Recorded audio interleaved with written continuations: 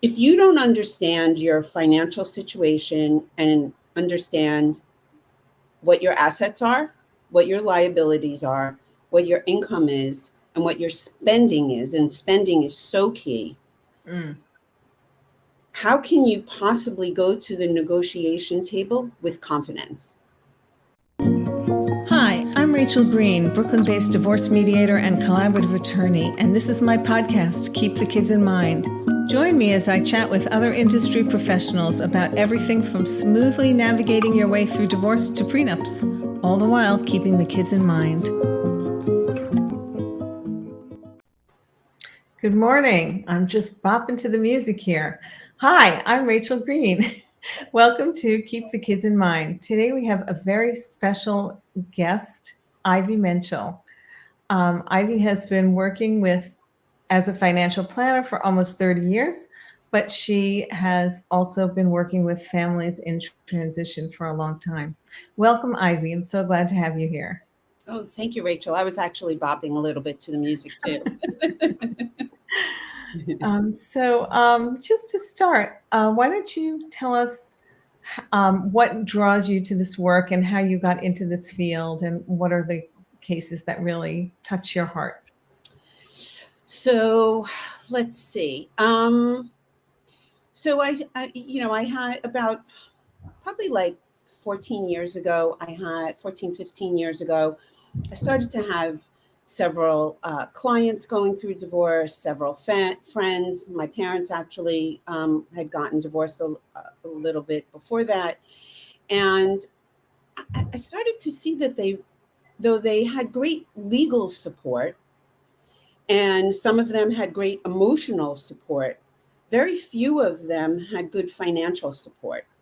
Oh, how And interesting. So we tend to think of lawyers and therapists to help divorcing people, but they also need financial support and guidance too. exactly, and some of their agreements just also long term didn't necessarily make great financial sense, Mm, and it became very apparent to me that though divorce is a legal process, there are financial and emotional implications, and you really need to address all of those. So then I discovered that there actually was a designation, and I became a certified divorce financial analyst. And I think to answer the second part of your question, what cases, what types of cases or clients do I like to work with? I think when I think of that, the first thing that pops into my mind is open minded, mm, because you want to be able to explore options with clients, and if they aren't open minded and they have like dug their heels in, you can't really explore options. I mean, is that this do you feel the same way too for the clients that you yes. work with? Absolutely. I mean, I see the same thing. If they already, they come in saying, okay, this is how we're going to divide our assets. This is what schedule our children are going to have. I mean, I can write that up. I can be like a scribe and Mhm. do legal paperwork, but I'm not really connecting with them or discussing options. And sometimes people, rush to the wrong finish line. Right, And exactly. they pay for it later. Yeah. And I think also, you know, money's emotional, Yeah. and you're going through an emotional process. So Hmm. I actually like to dig a little deeper, and sorry about that, That's um, okay. and really see like what does like money mean to them? What does that asset mean to them? Why do they Mm, feel so strongly about mhm, that? mhm.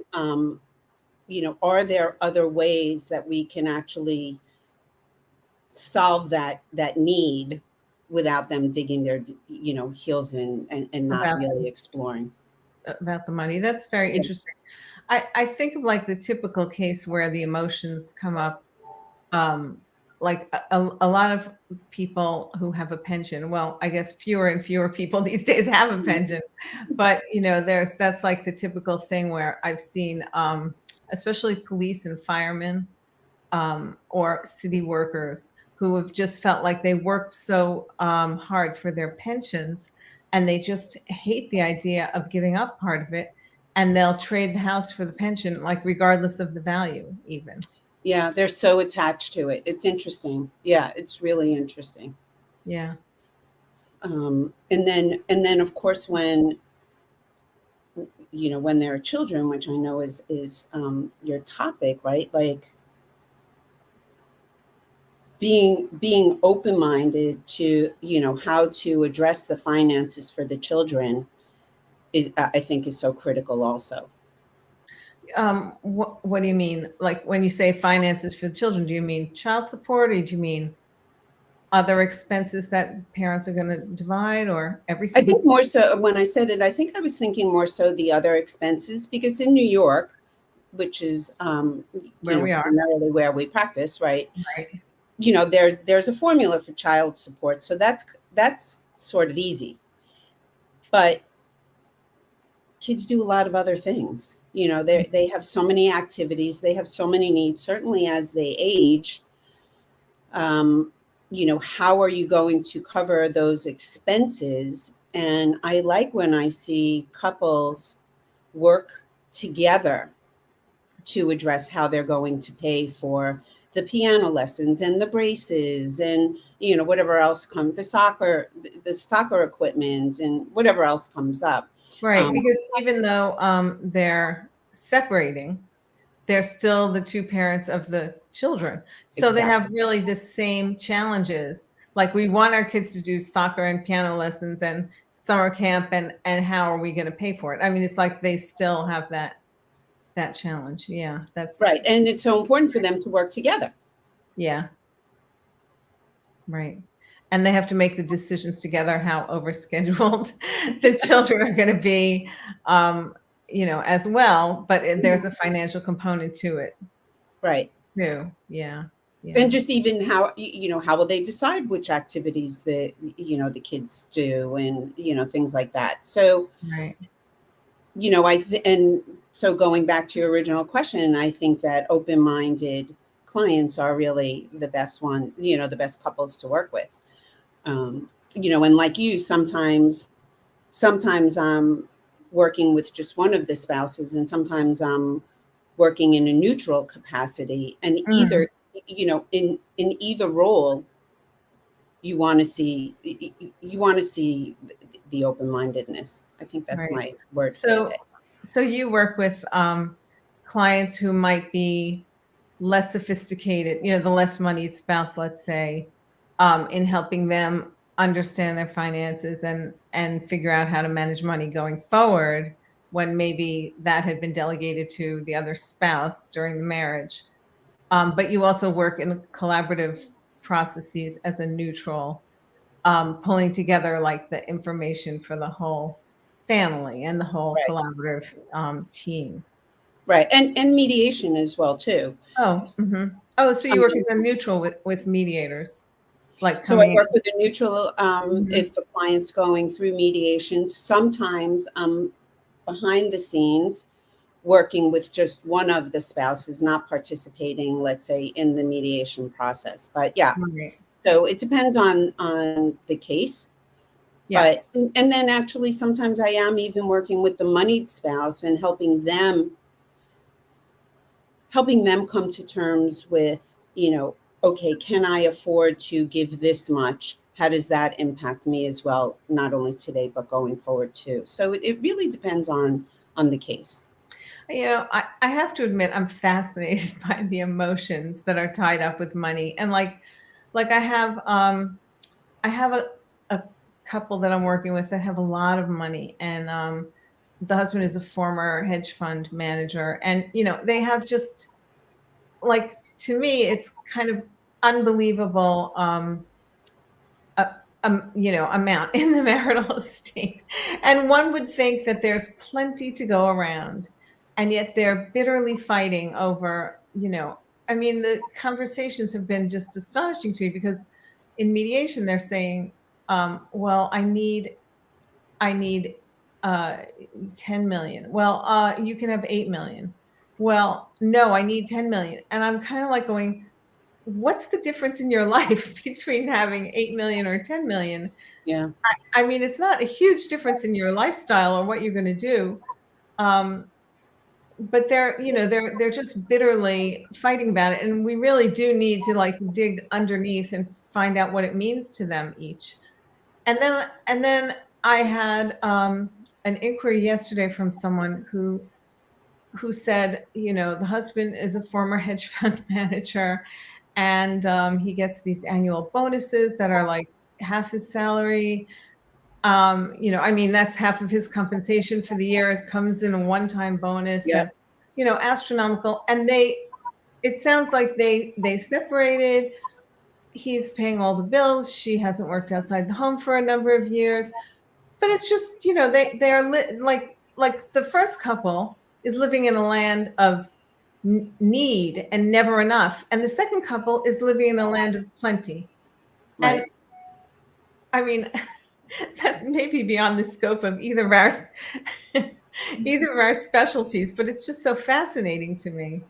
It's interesting. And it's interesting that it's coming up because I actually created a workbook that helps people get in touch with money. Because to your point, one person can have, let's say, $1 million in the bank and feel financially secure, and another person can have $1 million in the bank and still be so uncomfortable and stressed out and not feeling that there's enough, right? And that's Right. why I say that it's so important to really understand what the money means to the client, to the clients, right? To anybody. But um, and we see, if it doesn't mean status, doesn't mean security, and that really determines how people are negotiating for asset division, or even spousal support or child support. Well, not so much child support because there's a formula, but for the add-ons, for the extras, and it's so important. Sometimes I make a joke and I say I'm the most important person on the team, right? Of course, I'm joking because I think that each professional member is important. But if you don't understand your financial situation and understand what your assets are, what your liabilities are, what your income is, and what your spending is, and spending is so key, Mm. how can you possibly go to the negotiation table with confidence? So it's so critical when you're going through divorce to have a good understanding of your situation. Hmm. And I think that a lot of these cases, I would go out on a limb and say that they haven't worked through those economic models to see the impact of, okay, what if I have 8 million versus 10 million? Or what if I give, you know, Right, 8 and the million moneyed spouse is probably. the one who always feels that they're giving, you Right, know. So, right. Yeah, I mean that's definitely an emotional issue in this case as well, because um he on their net worth statement he wrote housewife, and she was really offended by that term Jesus. because we don't that's kind of an older term. I mean, when Yeah. people say stay at home parent or Mhm. Right. other, right, but she felt really disparaged by that. But I was trying to I was trying to encourage her. In fact, I gave her your name to Oh, meet with a financial specialist. mhm. And then at one point he broke in and said, I mean, he just interrupted. He didn't break in anything. He interrupted and said, Rachel, you should know that she has MBA and specialized in finance. And I Yeah. said, oh, I mean, honestly, she seemed I'm very unsophisticated to me about Right. money. Well, But and again, she may have the knowledge, but right, this is a very emotional process, and none of us um, think clearly when, when we're you emotional, know, right. yeah. Yeah. So, did your parents have conflicts about money, or like how do you think that was handled in your home of origin growing up? Um, So I think growing up, I think that we always lived beyond our means, Mm. unknowingly. Quite frankly, I think that was probably more my father's doing than my mother's doing. I think my mother was much, I think she was much more conservative with money, and I think she was more financially responsible. I hope my father doesn't see this. Um, and I doubt he will. Um, You and probably won't unless you give him the link. So, that, yeah, I won't tell him. And so I think that, though though my mother did work at times, it was definitely much more of my father. My father was the breadwinner. Though she did pay the bills, the bigger decisions were decisions that he made. And but I saw how financially, even as a kid, I saw how financially irresponsible he was. And I mean, I think even like when they moved in, they bought a house. I think it was because of my mother, not because of my father. Like, I think he would have been happy renting. We used to go upstate to the Catskills for the summer. He would borrow money so that we could go upstate. Of course, I didn't find this out until I was older, but yeah. so I think we always lived beyond our means. Who did he borrow money from? Like relatives or? Yeah, relatives. Yeah. Oh, oh. And then, like, did he? I have a friend whose father died very suddenly of a heart attack, Mm. and and they lived quite beyond their means, and he was like he had hundreds of thousands of dollars of debt that no one knew about. His wife Mhm. didn't know, his family didn't know. I mean, he died suddenly and then he left them destitute. They had to sell the house, Yeah. and it was just a terrible. It is. uh, I mean, and it's interesting because I still think, and he's in his late 80s, so let him, live and be well. But I still don't agree with a lot of his financial decisions, you mhm. know. And sometimes my brother will say to me, "Well, you talk to him. That's your profession." And I'm like, "Yeah, but he doesn't listen to me. So what's the difference?" you know. Um, so I guess really a leopard doesn't change its spots, but hopefully, and you know what? I go back to open-minded, because if he was open-minded to listen, we could make some changes. But Mm, mhm. you know, Does he still to this day run a credit card debt? And I or don't do know. you don't know?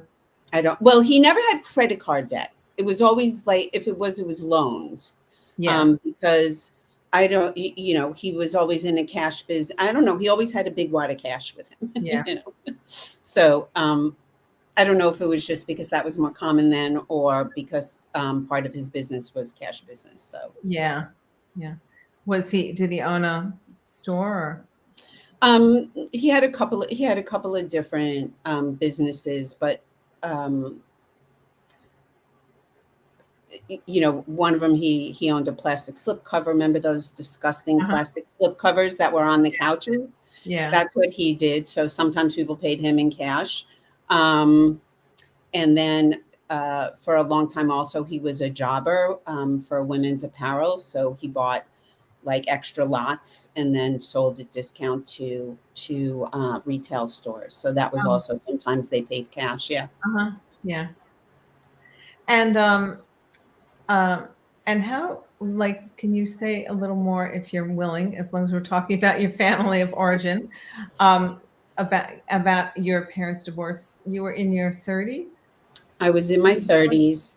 And, it's interesting. I think it's almost more difficult for older children because, so first of all, both of my parents would talk to me and talk to my brother as adults, which Right, I was. But the right. truth is, you're not an adult, quote Yeah, unquote, with your when it comes parents. to your parents. I know. So it was hard, and they wanted to put in their agreement.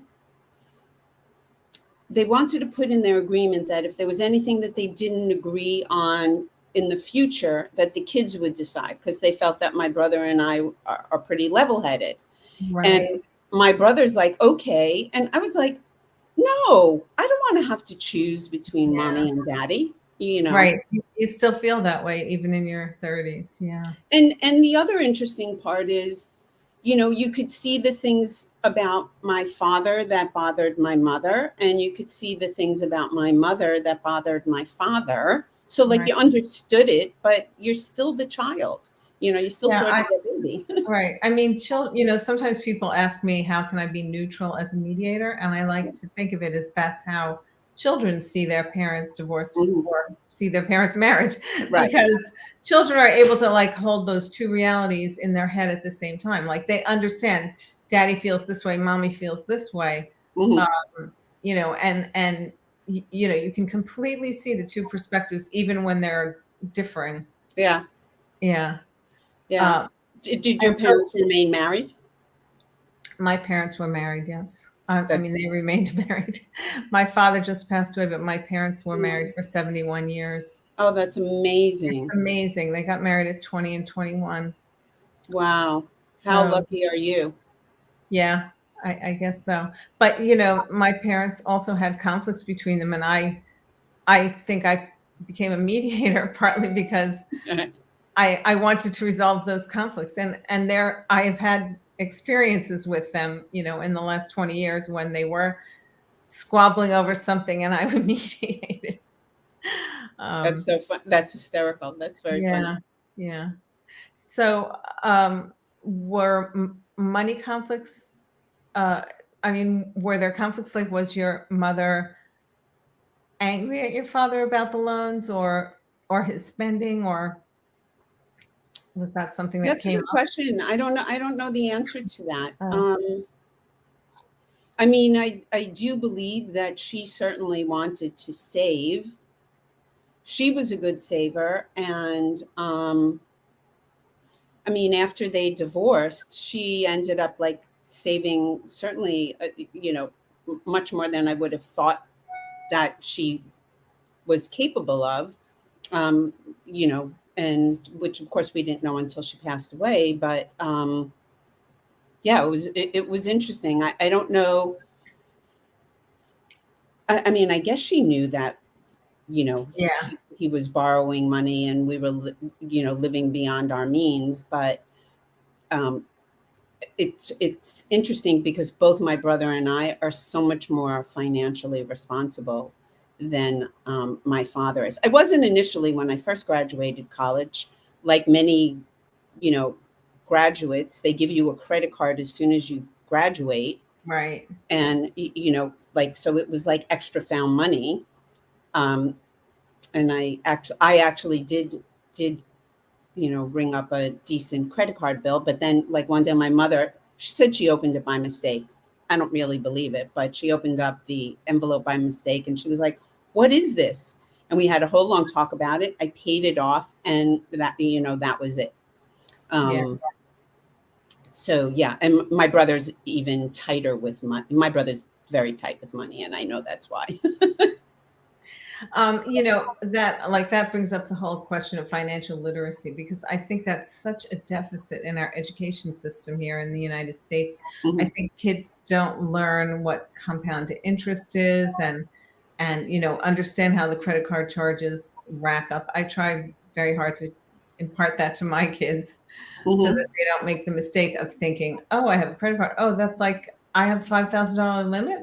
It's like they gave me $5,000. I can Right. go ahead and spend it. And I mean, I'm sure you've seen, as I have, people who can never get out from under the credit card debt because Right. interest charges are just so Are exorbitant. so high.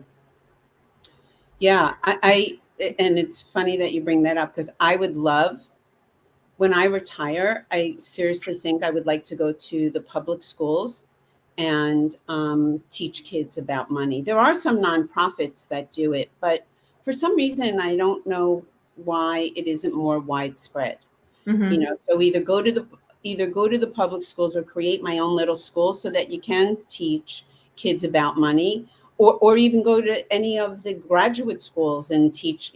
How many professionals, I mean, when you went to law school, were you taught how to manage from a financial Yeah. perspective, how to manage your practice? No. not at all. Yeah. Um, and yeah, I mean, to this day, I don't think that I manage my practice that well financially. As well as you could, right? Because nobody That's taught another you. topic, right? Yeah. Um, but do you find that opposites attract as far as spenders and savers go? Oh, that's so interesting. That's an Tend to interesting. marry each other? I think, yes, I think it's very rare when somebody marries somebody who has like the same money profile as they do. Yeah. Um, and yeah, so it's very interesting. I'm a big believer in, typically in a relationship, one party handles more of the finances. And I'm actually okay with that. However, what I'm not okay is that one party knows everything and the other party doesn't. Yeah. So I'm a big believer in having like a financial date night once a Uh-huh. month, and even if it's just Once for a month? once a month. Wow. Yeah, just like kind of update like what's going on in the household. These are our assets. Um, if there are any big financial decisions that need to be made. So this way, there are no surprises. And when somebody passes away unexpectedly or, becomes disabled or whatever, both parties at least know what was going on. Wow, that's really Yeah, interesting. I handle most of the finances in my house, and I love it. I think I talk to my husband about it once a year, to fill him in. So Right. maybe I need to do it a little more often. Yes, you do. Because, right, you probably do it right around tax time too. Yeah, I do. Okay, Right, right. right.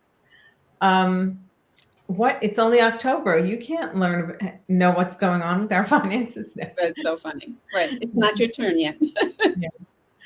But it's so interesting too how different couples have their conflicts in different areas. Um, and some people are aligned on their money and their spending, but they're having intense conflicts about you know junk food, Right. behavioral things with the kids, Hmm. or private school versus public school, Hmm. or Yeah, that's a big other. one. Yeah, that is a big one. Or other, and then other couples. I mean, thinking about a couple that I worked with that had huge conflicts about money and spending. And the husband had actually grown up in a family that was on public assistance. Like, he grew up quite poor in Chinatown. And the mother was from kind of, middle class Iowa family. Hmm. Um, but she really had, she looked at money from a very business-like profession. She actually had her own business, and she managed the money pretty well. But the husband actually had like a lot of emotional, like it was almost like, an addiction. If he got unhappy about something, he had to buy something to make himself feel better and to like confirm to himself that he wasn't in dire poverty Hmm. as he was as a kid. He was hungry sometimes as a kid, Hmm. and he really came from a poor family. Right. Um, so when they decided to divorce, I actually had known them for some years prior, and I heard this from the wife. Um, I kind of understood the spending profile of him. And then they came to me for mediation when they separated, and they had about $60,000 of debt, and she took all the debt, which really surprised me. But she Hmm. wanted him to be able to get a start on his feet. I ran into her a year later. She had paid off 2/3 of it. Oh, wow. I mean, it was astonishing, Great. and once she didn't have somebody spending, Yeah. she was really good at budgeting and saving, and taking on some extra clients and whatever she had to Mhm. do to pay it off. Um, but there were so many emotional issues with them. Yeah, you see that. You see that all the time. Um, and for some parties, managing the finances of the house comes so naturally, and they just assume that the other person thinks the same way they do. Right. So, and that's why I'm such a big believer in financial education and helping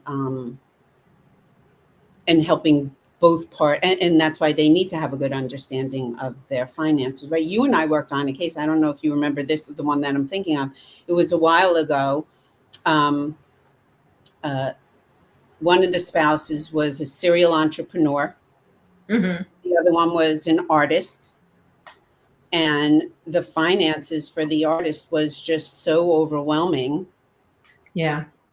And it slowed the process because to really grasp the finances was challenging. Yeah. Um, Yeah. Um, I'm finding myself also thinking about prenuptial negotiations. mhm, I'm sure you've been involved with those as well. That's really an opportunity for people to talk about, I mean, to make explicit these expectations that, we all have. We all see our parents and our families of origin um, handling money a certain way, and we just think that, I mean, we think that mhm, that's how people handle money, without really looking at these underlying assumptions and the expectations that people are going into marriage with. mhm. It's such a great opportunity for them to have these conversations and make everything explicit before they join their finances. I mean, even the question of whether to join their finances or not. It's a big. Actually, I'm smirking here, um, because I have done some work in that area. I actually created a course with a money coach, like a premarital money course, because to your point, couples don't talk about this beforehand, and they think that, however, they just think because they're in love with somebody, everything else will fall into place. And that's not how it happens. You do have to talk about, are we going to combine our finances? Are we only going to have a joint account? Or are you going to have a separate account? I'll have a separate account, and then we'll join a little bit? Or will everything always be completely separate? Right. Um, So that's really interesting. So do you have that course available on your website? no, not yet. Um, we are we're actually doing it for a nonprofit right now. And then at some point, we are going to record it so that people can just tap into it when they want, instead of us just offering a course at a specific time. So I'll let you know for that. But, Okay. but it's interesting because people don't talk about this. Like, how much are they going to save? How much are they going to spend? What amount is okay for me to spend without having to check in with you? Right. All right. Is it $50? Is it $100? Is it $1,000? Like, what's the number? But you really Right. need to talk that through. Yeah. And But I've then, had people at all those levels. yeah, I've had people say if it's more than $50, we'll split it. And I've had people say if it's more than $5,000, we'll split it. right. And Yeah. but also, is it okay? Like, can I make that decision on my own? Right. Because when you're Right. a we, or becoming a we, you have to change how you've been thinking about money, how you've been handling money. Um, Creating estate documents. Right. How do we want to pass our assets on? Sometimes people say to me, you know what, my parents didn't leave me anything. I don't need to leave my kids anything. I'm leaving it for charity. And then the other spouse is like, are you kidding? No, I'm giving it all to the kids. Right. So these are Right. the conversations that These- you have to have. Yeah. Yeah. And it's so rich because everybody has their own perspective. Yep. Do you have any opinion about the joint versus separate accounts in the marriage? Because, I've heard people say you have to keep things separate in order to Mhm. have a good marriage. You have to keep things separate, and I mean, my parents had everything joint, and so I just, when we got married, we didn't discuss it in advance, and, Right. and we just put everything in joint name, and it worked out for us, but so far anyway. Right. Yeah, And you've been married a long time. I know that. How many years you married now? 24 years. Yeah, Okay, so if you haven't had any issues over that yet, you're good. yeah. Um, so I think that there are a couple of things to consider. I think one, what was your financial situation, as you're getting married, before you got Oh, married? right, because it's different if it's two people who are right out of college versus people who have built careers and have other assets, and then Or if maybe. it's a second marriage or third marriage? Right, and they could have had gifted or inherited assets, and Right. yes, you have to look at their situation. So I think that comes into play, how much you had before. I also think that um,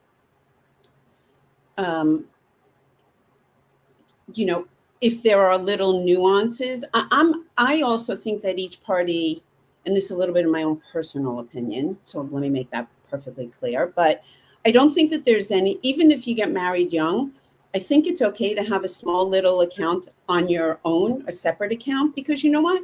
What if I want to buy my spouse? What if I want to buy my Oh, husband yeah, a a gift present, and right. he doesn't need to see it, Yeah, right? Or what if, you know, what if I want a spa day? Whatever, I don't know, I'm making this up right now. But, I think it's okay to have a little bit of a separate account, even if you get, married at a young age. But I also think for convenience, it helps to have a joint account too.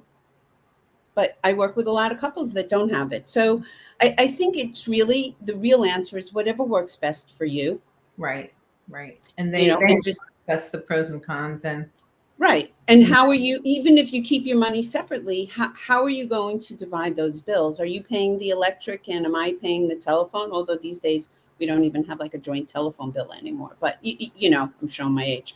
But, who's paying what? I'm paying the mortgage. You're paying the maintenance for the apartment maintenance or the condo charges, whatever it is. So right.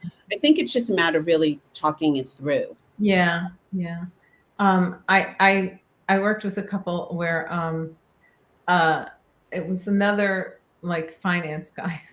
Somehow the finance guy's money comes up because there's a lot of money to Yes. talk about, right? Yeah. And they came up with such a creative solution.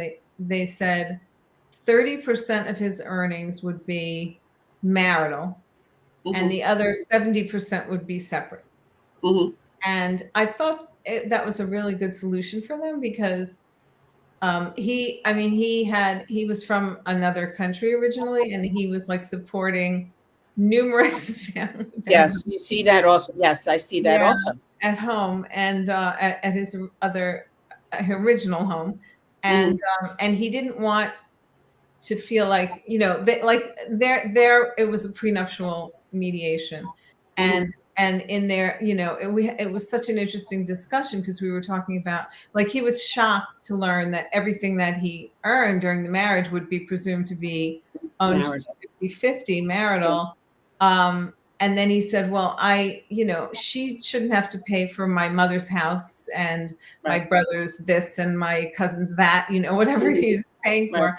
um, and so they looked at like, all right, this amount he is sending home, and then this amount he just wants as his own kick around money. And I mean, she had a good job as well. mhm. So, they applied that across the board, like that 30% of their earnings would be joint and the rest would be separate. And the numbers worked out, and hopefully they're still married. Right. And so for them that worked, right? But you could imagine that for some couples that split wouldn't work for them. And that's why it's so important to talk about it and talk it through. Yeah. So do you sometimes feel like you are part therapist? Oh, I'm a huge therapist. I mean, so my undergraduate degree is in psychology, and Oh, I always wanted to solve all the problems of the world. And there are several reasons why I didn't go to graduate school, but I'm telling you, I practice every single day yeah. because money is so emotional. And the truth is, people will talk about sex before they'll talk about money. Right. So That's they what they tell me say. Yeah. they tell me everything. So, yeah, it's interesting, and I'm sure you see it too as you're going through your cases when you're working with your clients, right? Like the money's so emotional, it impacts the pace of the case. Yeah. That rhymed. The pace of And I sometimes feel conflicts when people are making decisions that are different than I would make. hmm And I guess we all, I mean, as professionals, we all have to keep that, that boundary. But Yeah. like I've had that come up a lot of times with the private school versus public school hmm divide, and of course there are many reasons non-economic that people would choose one or the other. Um, hmm but I've seen families that just are tying themselves in financial knots to send their kids to private school. Yeah.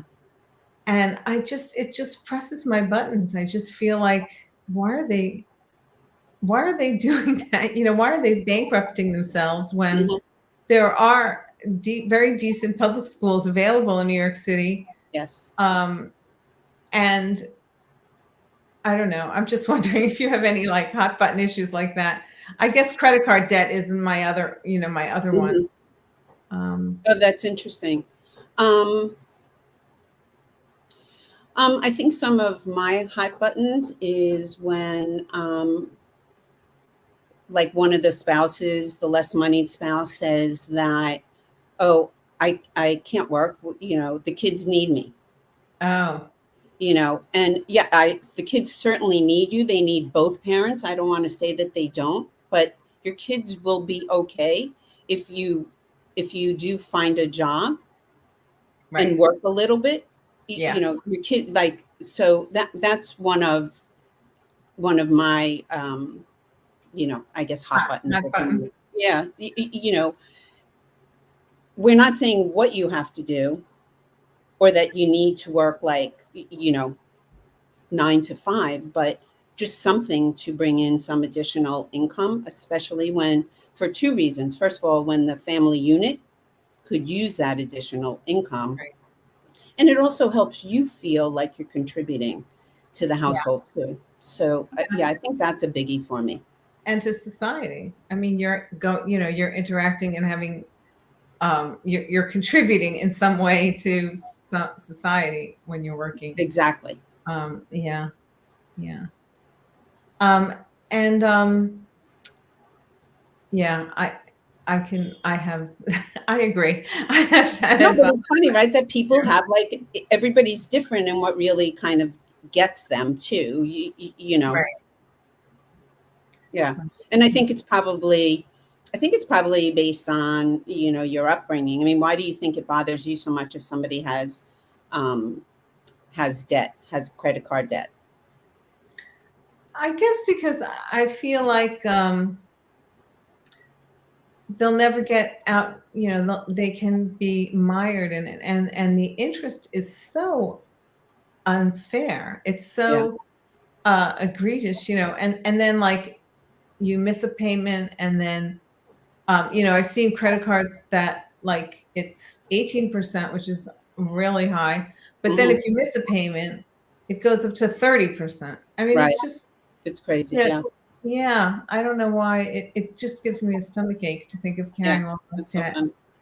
It is funny because I mean, I remember I had a client who had like 250,000 in student loans, and she was a documentary filmmaker.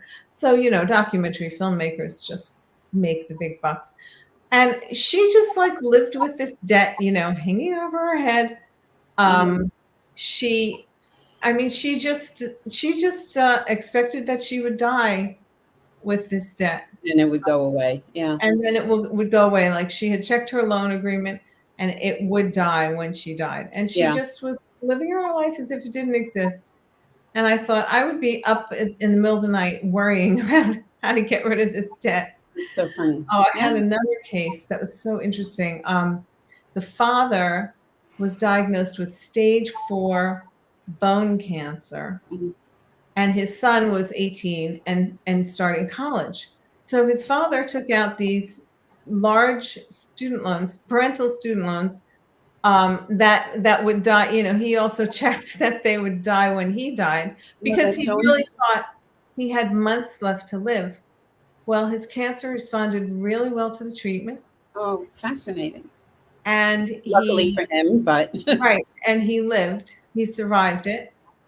And so his son, graduated, and the father had something like $400,000 of debt. He had put like room, board, all the expenses that he everything. could.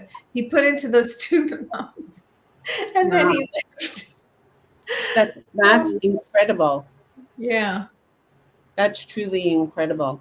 Yeah, everybody, and again, it goes back to everybody handles debt and savings.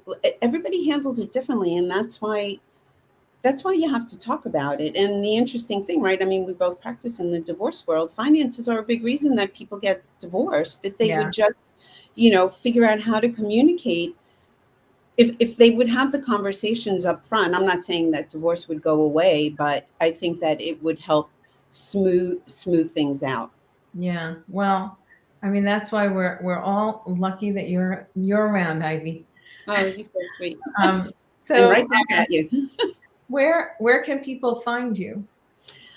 So they can find me online at www.familywealthpp, that's two P's like in Peter, familywealthpp.com. And my phone number is 212-244-4707. Great. Well, it's been Actually, a no, pleasure. it's 4704. Oh my God. Whoops. Well, I certainly would want to talk to you if I were going through a divorce. And you just have a wonderful manner, and you're a great listener, and you're a human being as well as a financial analyst. So Thank you. it's been a pleasure talking to you this morning, and I hope people get in touch with you with their financial questions. Oh, thank you, Rachel. It was so great to be here. Thank you for having me. And I always love working with you for the same reasons. I mean, you're such a good listener and you're so creative. Oh, So thanks. thank you. It's been a pleasure.